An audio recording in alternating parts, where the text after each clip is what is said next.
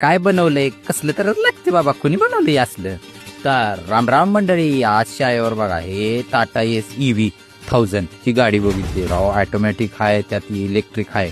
कसलं भारी 150 ॲव्हरेज आहे, एक नंबर कामासाठी. मग नंतर गेट पडलं होतं म्हणून ह्या JCBच्या मागं हळूहळू गेलो, रेल्वे गेट पार केलं. म्हणलं पण आडवा आलं तरी JCB वाला बघते, आपल्याला काय टेन्शन नाही. मी नंतर दुपारी लयच गरम होत होतं म्हणून मी ₹2चे 2 रसनाच्या पुड्या आणल्या होत्या. आम्हाला म्हणलं दी बनवून, ती म्हणला तुझं आणलंय तूच बनव. नंतर मग एका बाटलीत गार पाणी घेतलं आणि त्याच्यात ही टाकल्या 2 पुड्या. नंतर मग साखर नीट पडत नव्हती म्हणून एक वेगळ्या स्टाईलनं साखर टाकली. त्यात लागला अमोल बघून हसायला. मग त्याला म्हणलं ही फ्रीजमध्ये ठेव, ती म्हणला तुझी तू ठेव. मग फ्रीजमध्ये ठेवलं आणि थोड्या वेळानं ट्राय करून बघितलं तर साखर कमीच लागत होती. म्हणलं आपल्याला काही नीट जमतच नाही. मग परत अजून त्याच्यात साखर ॲड केली. म्हणलं आता होती गार निवांत, आता पेज तर उद्याच पेज. मग नंतर बसलो तरी अमोलचं सौरचं बघा तिसरंच काहीतरी चालू असते, ते कधी नीट गप बसतच नाही.